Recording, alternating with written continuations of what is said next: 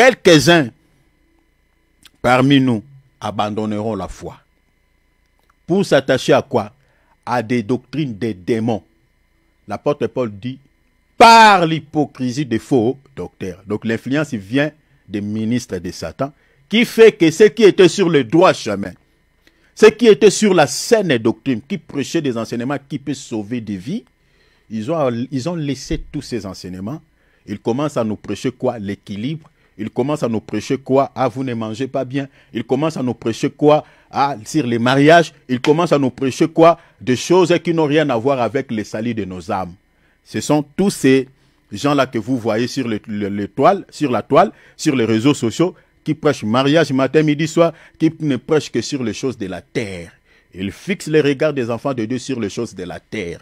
Alors que dans Colossiens chapitre 3, verset 1 à 3, la Bible dit « Affectionnez-vous aux choses d'en haut et non à celles qui sont sur la terre. » Mais ils disent non, nous n'allons pas affectionner vos cœurs sur les choses d'en haut, mais plutôt sur les choses de la terre.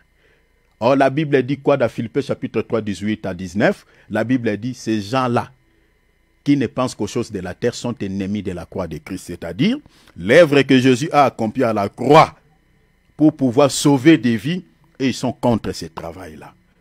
Or, tous ceux qui sont contre l'œuvre de la croix, qui sont ennemis de la croix de Christ, on les appelle dans la Bible des antichrists. Voilà pourquoi l'apôtre Jean dans l'épître de 1 Jean, 2 Jean, l'apôtre Jean dit, vous avez entendu qu'il y a un antichrist qui va venir, mais maintenant, à travers le monde, il y en a plein. Donc, c'est-à-dire, son esprit est répandu tellement à travers le monde dans des corps de ces gens que nous appelons des faux prophètes. Mais lui-même, il n'a pas encore fait son apparition. Il y a un temps où il va apparaître. Mais la Bible dit, il agit dans les mystères. Mais dans les mystères, comment? Si vous n'avez pas léger, quand on dit mystère, c'est-à-dire, il se cache. Mais il se cache derrière quoi? Derrière qui? Il se cache derrière le faux prophète, derrière le faux miracle, derrière les fausses prophéties. C'est comme ça qu'il se cache. Donc pour pouvoir détecter que l'esprit qui est en train de prophétiser sur cette servante ici, sur cet homme que je vois ici, il donne des prophéties, il réalise des miracles, que c'est un esprit de Python, il faut avoir quoi? Le discernement des esprits. Ou soit vous avez été enseigné sur les signes qui caractérisent les faux prophètes comme nous sommes en train de faire. Si vous n'avez jamais été enseigné sur ces choses, vous n'avez pas le don de discernement des esprits, vous n'allez pas détecter ces gens. Parce que la Bible dit quoi? Le mystère de l'iniquité, c'est-à-dire l'homme de l'iniquité agit, mais de manière sournoise. Il se cache. Donc il faut être suffisamment enseigné, il faut plutôt avoir les dons de discernement des esprits comme l'apôtre Paul. Il a déniché l'esprit qui animait cette servante dans Acte 16, que ce n'était pas l'esprit de Dieu malgré elle disait des choses vraies. Mais l'esprit qui l'animait, c'est un esprit, quand vous allez suivre cette femme parce qu'elle a prophétisé sur votre vie, elle a dit des choses vraies, quand vous allez la suivre, elle va vous conduire derrière un autre Dieu, vous comprenez? Selon Deutéronome chapitre 13. C'est-à-dire, elle ne va pas vous présenter un message du salut, mais elle va vous présenter un message qui n'a rien à voir avec le salut de votre âme.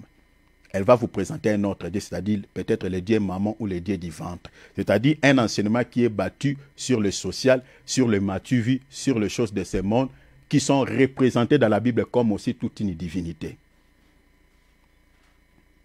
Sur ce, pour pouvoir comprendre ce genre, ou dénicher, ou comprendre le faux prophète, et leur mode opératoire, il faut être suffisamment enseigné. La raison pour laquelle nous sommes en train de faire cela.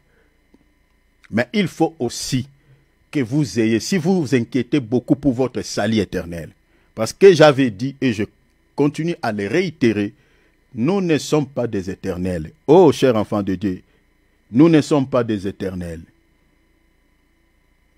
Les gens là que nous accompagnons tout le temps dans des sépulcres, nous allons aussi un jour, si Christ tarde à venir, devenir comme eux.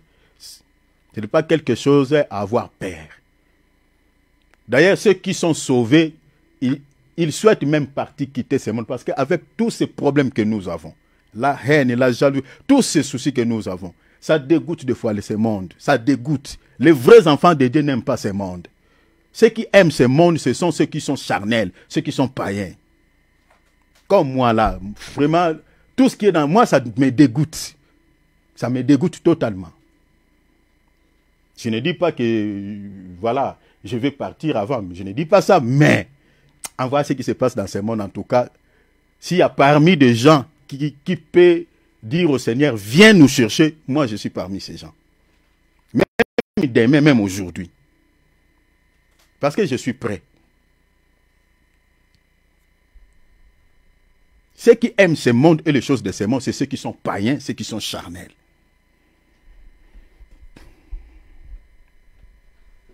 Nous allons partir. Si Christ tarde à venir, nous quitterons ce monde. Mais où passeras-tu ton éternité?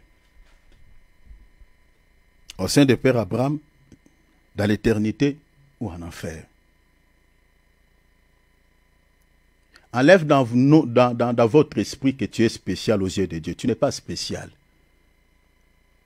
Parce qu'il y a certaines personnes... Parce que vous savez comment les faux prophètes prêchent. Les faux prophètes prêchent la parole de manière de caresser les enfants de Dieu. De caresser les chrétiens, de caresser les fidèles. Que voilà, même si tu es dans tes histoires, dans les péchés, dans nanani, nanana, tu es toujours spécial. Tu n'es pas spécial. Si tu ne te répands pas de tes péchés, Dieu va te traiter au même pied d'égalité que Satan. Si tu ne te répands pas de tout ce qui n'est pas bien, la porte du ciel est fermée. Donc il faut que nous puissions travailler. Là, je crois l'apôtre Paul dit, dans Philippiens chapitre 2, verset 12, il dit travaillez à votre salut. Le salut, il faut travailler. Vous avez le salut parce que vous avez reçu la bonne parole. Mais il faut les travailler. Travailler par rapport à quoi? Travailler dans la prière, travailler dans la méditation. C'est-à-dire, regarde dans ta vie, qu'est-ce que tu as abandonné, qu'est-ce que tu n'as pas abandonné. Combat les bons combats de la foi. Avant de combattre Satan, les sorciers, tous les sorciers que nous avons dans nos familles, il faut d'abord combattre, mener un combat de la foi. C'est-à-dire combattre par rapport à la foi. La Bible a dit combat le bon combat de la foi, saisis la vie éternelle. Le combat de la foi est attaché au salut. C'est très important. Donc livrer l'image des gens qui ont la nature maléfique de Satan. C'est-à-dire commencer par des gens, des fidèles, voilà, je peux dire des gens normaux, et puis voilà, les faux prophètes, toutes ces personnes-là, la majorité ont la nature maléfique. La majorité. Il y a quelques cas exceptionnels où quelques enfants de Dieu sont mélangés. Voilà pourquoi Jésus n'a pas voulu que ses serviteurs puissent aller arracher directement l'ivraie. Parce qu'il dit, sinon vous allez arracher en même temps les blés. Donc, laissons-les croître ensemble à la moisson. Seulement à la moisson, on va récolter, enlever d'abord l'ivraie et puis on va le jeter dans le feu. Parce qu'il y a encore quelques enfants de Dieu qui sont encore dans les bourbiers. Donc, il faut qu'il y ait un temps. Alors,